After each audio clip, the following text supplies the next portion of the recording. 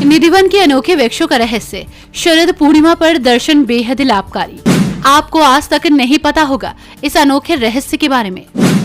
मान्यताओं के अनुसार शरद पूर्णिमा के दिन निधिवन में भगवान कृष्ण ने महारास किया था, इसलिए इस तिथि को रास पूर्णिमा भी कहा जाता है। इस रात हर गोपी के लिए कृष्ण बने थे और पूरी रात चंद्रमा की रोशनी में नृत्य किया था, जिसे महारास के नाम से भी जाना जाता है।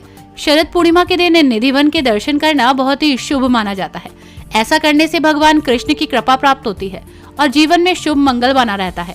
शरद पूर्णिमा के दिन यमुना नदी के तट पर भगवान श्री कृष्ण ने चंद्रमा की रोशनी में गोपियों के साथ महारास किया। इस दिन भगवान कृष्ण निधिवन में एक गोपी के रूप में कृष्ण बनकर आए थे और पूरी रात नृत्य किया था। भगवान कृष्ण ने इस अध्यात्म की रात को ब्रह्मा की रात जितना लंबा कर दिया। पुराणों में बताया गया कि ब्रह्मा की एक रात मनुष्यों के लिए एक युग के बराबर होती है। साथ ही वृंदावन के जंगलों में हो रही इस महारास में भगवान कृष्ण ने कामदेव की सुंदरता का घमंड भी तोड़ा। बताया जाता है कि आज भी निधिवन में शरद पूर्णिमा के दिन भगवान कृष्ण गोपियों के साथ महारास करते हैं। वृंदावन में स्थित निधिवन का शरद पूर्णिमा के दिन दर्शन करने का विशेष महत्व है। वृंदावन के इस वन में किसी को भी रात गुजारने की इजाजत नहीं है। मान्यता है कि अगर कोई भी निधिवन में रात गुजारता है तो उसकी या तो पागल हो जाता है या फिर कुछ भी कहने या करने लायक नहीं रहता। यहाँ तक कि शाम के समय निधिवन में कोई जानवर या पक्षी भी नहीं रहता और आसपास के घरों की खिड़कियां भी बंद करते हैं ताकि कोई भूल से भी मंदिर की तरफ ना देख पाए। बंदर भी रात की आरती के बाद निधिवन को छोड़कर चले जाते हैं। कहा जाता है कि रात के समय भगवान श्री कृष्ण राधा और गोपियों के साथ यहाँ रास रचाते हैं और यहाँ स्थित रंग महल में विश्राम करते हैं।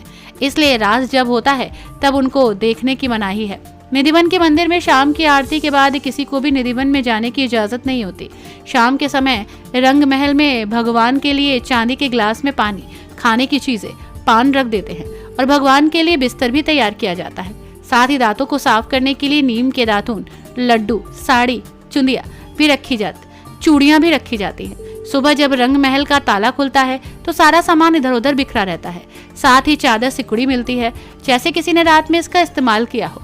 यहाँ हर रोज माखन मिश्री का प्रसाद चढ़ाया जाता है और जो बच जाता है उसको मंदिर में ही रख दिया जाता है। लेकिन सुबह मंदिर खुलने के बाद प्रसाद भी खत्म हो जाता है। स्थानीय लोगों के मुताबिक अगर कोई रासलीला को देख लेता है वो गूंगा, बहरा और अंधा और फिर उसकी मृत्यु हो जाती है। मंदिर में एक छोटा सा कुआं भी है।